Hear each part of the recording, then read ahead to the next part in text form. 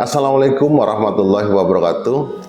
Di sini kita akan bahas pertanyaan orang yang mempunyai utang pinjol beberapa titik dan dia kesulitan untuk membayar pinjol tersebut.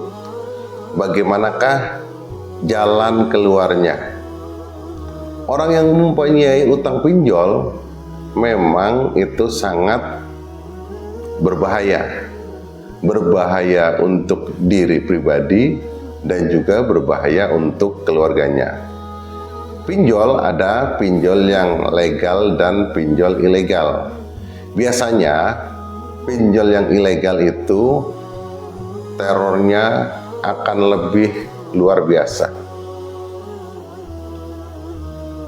Jadi kadang-kadang kita dipusingkan oleh tagihan-tagihan yang dilakukan oleh DC pinjol. Kadang-kadang bahasa mereka sangat tidak sopan dan kurang bagus sekali. Jadi, bagaimana cara kita menghadapi tagihan-tagihan pinjol tersebut sedangkan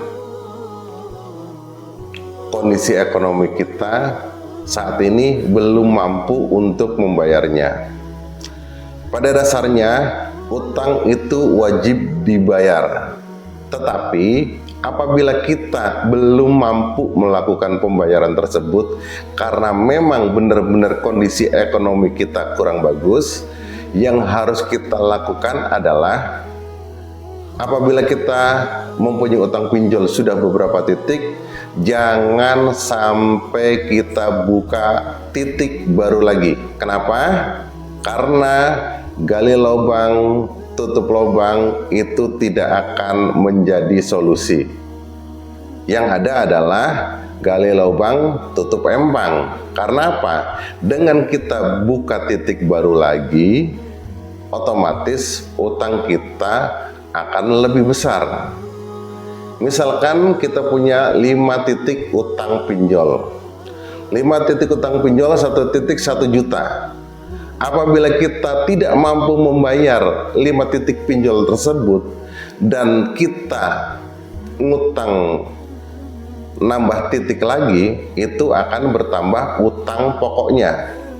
Apabila kita memang benar-benar dalam kondisi ekonomi yang sangat sulit dan kita tidak mampu membayar, saya sarankan jangan dibayar dulu pinjolnya. Sekali lagi, jangan dibayar dulu pinjolnya. Kenapa? Kalau misalkan kita punya utang 5 titik dan jumlahnya 5 juta dan kita jalan keluarnya untuk membayar cicilan tersebut adalah dengan melakukan utang baru lagi, misalkan 2 titik pinjol 1 juta 1 juta, akhirnya kita punya titik utang 2 yaitu 2 juta, berarti utang kita ke 7 titik pinjol adalah 7 juta. Tetapi kalau misalkan kita 5 titik pinjol tersebut dan kita benar-benar tidak mampu, berarti kita stop pembayaran dulu. Jadi jangan dibayar dulu pinjolnya. Kenapa? Dengan demikian kalau kita tidak membayar cicilannya, hutang kita tetap 5 titik dan utang pokoknya hanya 5 juta. Kalau misalnya kita tambah titik pinjol 2 titik, berarti utang pokok kita 7 juta. Bagaimana kalau misalkan pinjol tersebut meneror terus untuk membayar? Dan bagaimana kalau pinjol itu email atau WA akan datang ke rumah? Intinya, apabila kita menjawab WA tersebut, apabila kita menjawab telepon tersebut, itu akan makin sering pinjol itu telepon kita. Jadi bukan kita menghindar untuk tidak membayar, tetapi kita lakukan teknik supaya kita tidak terganggu, supaya kita tidak hilang fokusnya karena tagihan pinjol. Yang kita lakukan adalah perbaiki usaha kita, perbaiki bisnis kita, perbaiki pekerjaan kita. Bagaimana kalau misalkan nanti bunganya tambah banyak, tagihannya tambah besar? Kita jangan khawatir. Kalau untuk pinjol, insya Allah itu mah bunga pasti bisa dihapuskan, denda pasti bisa dihapuskan. Jadi kita fokus untuk usaha dulu saja, kita fokus untuk mencari income dulu saja. Nanti setelah ada baru kita lakukan negosiasi kepada pinjol tersebut.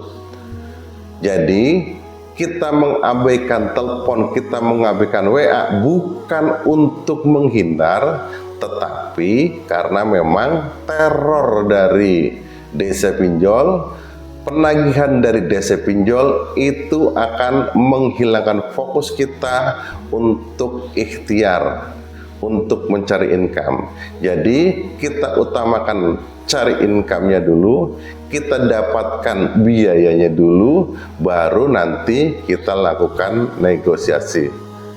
Bagaimana cara negosiasinya? Nanti kita bahas di berikutnya.